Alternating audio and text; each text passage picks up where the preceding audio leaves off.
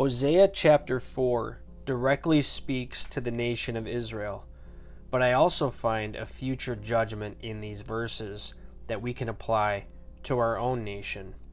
Let's read Hosea chapter 4 and also a few verses from Hosea chapter 6. Hear the word of the Lord, you children of Israel, for the Lord brings a charge against the inhabitants of the land.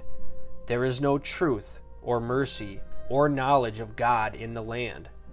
By swearing and lying, killing and stealing and committing adultery, they break all restraint, with bloodshed upon bloodshed.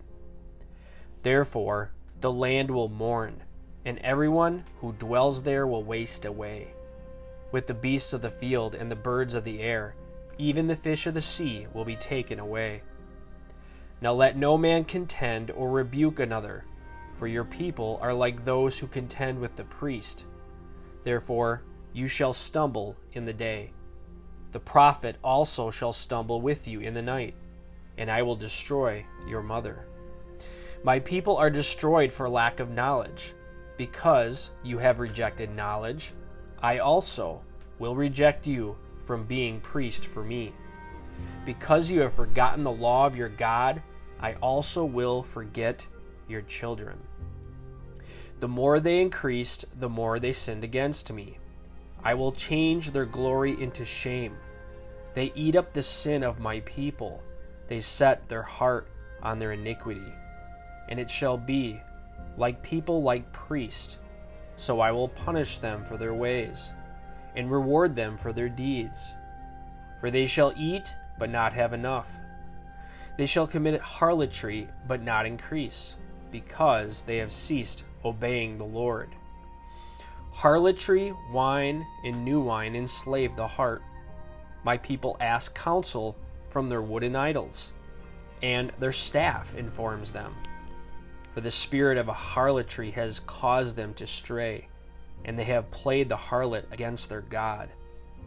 They offer sacrifices on the mountaintops and burn incense on the hills, under oaks, poplars, and terebinths, because their shade is good. Therefore your daughters commit harlotry, and your brides commit adultery. I will not punish your daughters when they commit harlotry, nor your brides when they commit adultery. For the men themselves go apart with harlots, and offer sacrifice with a ritual harlot. Therefore people who do not understand will be trampled. Though you, Israel, play the harlot, let not Judah offend. Do not come up to Gilgal, nor go up to Beth-aven, nor swear an oath, saying, As the Lord lives. For Israel is stubborn, like a stubborn calf. Now the Lord will let them forage like a lamb in open country. Ephraim is joined to idols. Let him alone. Their drink is rebellion. They commit harlotry continually. Her rulers dearly love dishonor.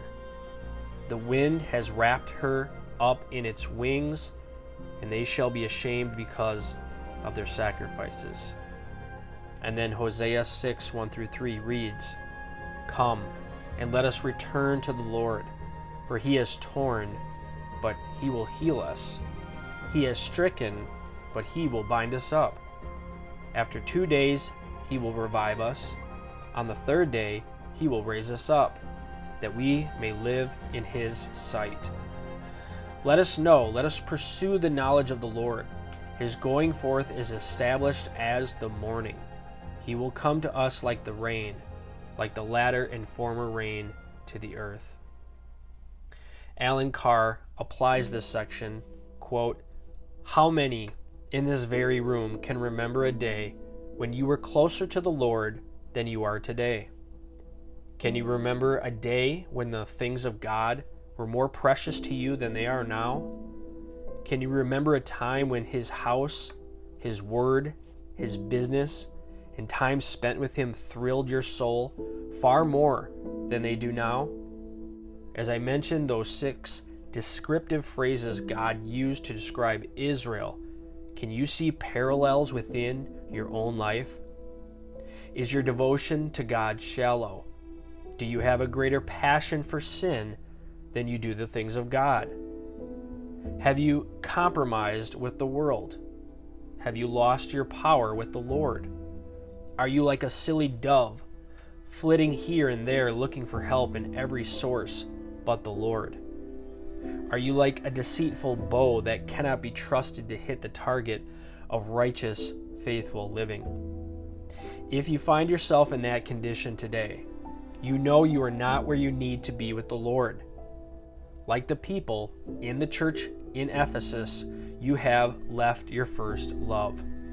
You may be going through the motions, but your heart is not aflame with a passionate love for the Lord Jesus Christ and the things of God.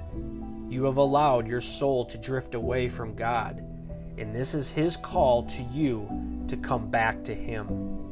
If I were you, I would respond to Him by coming back home today.